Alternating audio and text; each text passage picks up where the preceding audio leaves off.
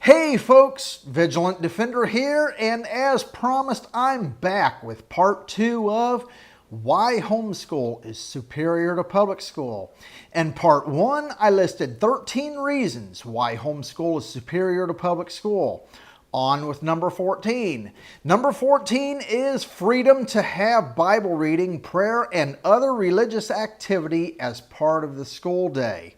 Starting the day with prayer, having a religion class, and Bible reading as part of the curriculum are big pluses you probably won't find in your child's public school.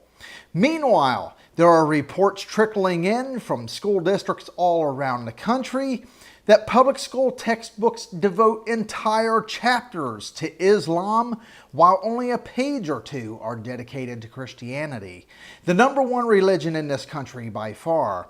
Some would even argue, myself included, that the principles of Christianity are principles upon which this country was founded. Number 15, evolution versus creation debate. Macroevolution is a religion, and if you are a Christian, you shouldn't want it taught to your kids as an undisputed, scientifically proven fact. If you don't believe it's a religion, see dictionary.com. Religion, a set of beliefs concerning the cause, nature, and purpose of the universe. We could stop right there, but the definition continues. Especially when considered as the creation of a superhuman agency or agencies, usually involving devotional and ritual observances and often containing a moral code governing the conduct of human affairs. But again, we could have stopped with a set of beliefs concerning the cause, nature, and purpose of the universe. Those are questions that evolution try to answer. If you homeschool your kids, they will only experience a relentless barrage of nonsense like macroevolution being taught as undisputed, scientifically proven fact, if you choose to do so. While I am a Christian and subscribe to the belief that the Bible is the inerrant, infallible Word of God, I believe cosmic, stellar, chemical, organic, and macroevolution theories should be taught to our kids, but only as the theories they are, and that kids should be taught the myriad of problems associated with the theories. Why? Because our kids need to know how to answer the questions 5 of the 6 different types of evolution raise. They also need to be taught that microevolution is scientifically factual. Number 16, student safety, shooting gallery zone, aka gun-free zone. I understand the thought process behind it. I really do. Make a rule against guns in a designated place. Everybody respects the rule. Nobody gets hurt by guns in that designated place. The problem is, evil people who really want to cause as much carnage as possible aren't going to follow the rules. Such evil people make the utopia of absolute conformity to the rules and absolute safety associated with this fantasy a total, utter impossibility. Evil people who do such a thing as walk into a shooting gallery zone, school or otherwise, deserves to die the death the cowards they are. They're cowards because they purposely select places where people won't be able to fight back with any firepower. They deserve to remain nameless and faceless because they seek the notoriety. But that's for another video. Drug-infested schools. The supply and demand for illicit drugs in schools, public and private, is rampant in our country today.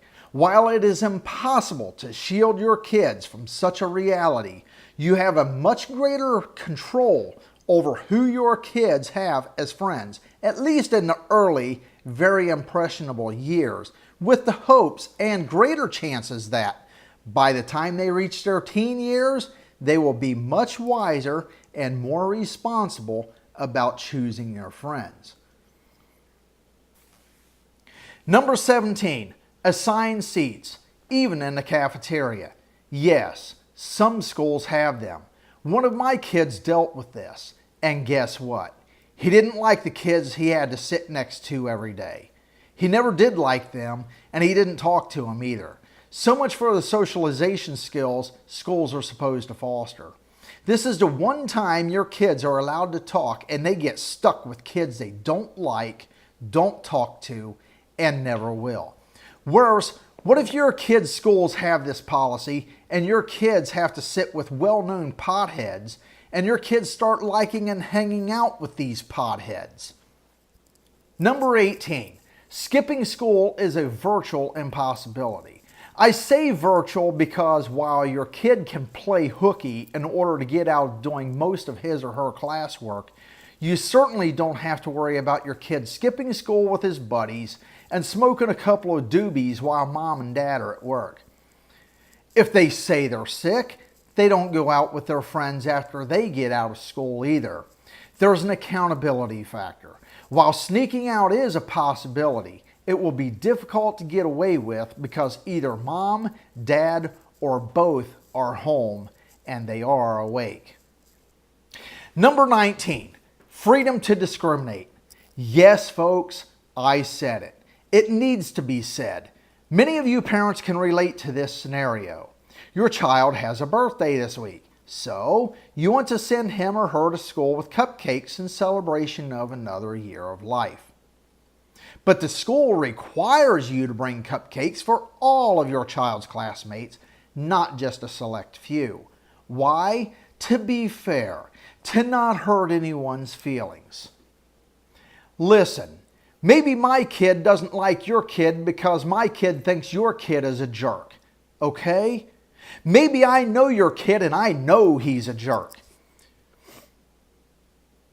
Maybe I know you're a jerk, and if I invite your kid to my house, you will be there, and I don't want jerks at my house. Is that not my right? On the other side of the coin, I'm a Christian. I believe in being a blessing to those who hate you, particularly when they hate you because of your Christian faith. And maybe as a Christian, you should bring a cupcake for the jerk or invite him to the party. My beef is the school makes you do it if it's done in the classroom. Let me ask you a few questions. Since when is it the school's obligation or duty to protect your child from hurt feelings? Since when is it the school's obligation or duty to form a fantasy bubble around our kids to shield them from the harsh realities of life in the name of so-called fairness? What if it's your daughter and she wants only girls at her party? What if it's your son and he wants only boys at his party?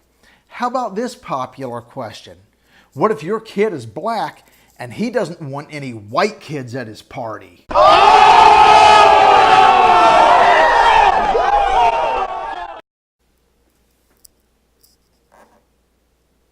It's a ridiculous rule just on its face, but it's also ridiculous because it's incredibly easy to get around. You just don't give invites in the classroom. You have Johnny give the invites on the bus or in the cafeteria, or you can collect names and contact info of the kids and parents you want to invite and send those cupcakes and invites directly to their houses. It's inconvenient, but hey, that's one thing the government does very well. As a Christian, you may have had people tell you that religion is for those who are weak and can't deal with reality. It's a crutch to get through life. Here's another question. What do policies like this teach our kids? We are allowing our schools to turn our kids into a bunch of wusses. Colleges are being overrun by bullies, aka snowflakes, because of 12 years of this indoctrination nonsense. They need safe places with coloring books and puppies and kittens and such. Talk about not being able to deal with reality. Between this video and why homeschool is superior to public school part 1, I have given 19 reasons why that is so. I hope this video has been informative, and I hope you enjoyed it. As always, thanks for watching. Hit like and subscribe, and share this video. Keep your eyes peeled for more videos, as I will be posting new videos weekly. You all come back now. You hear?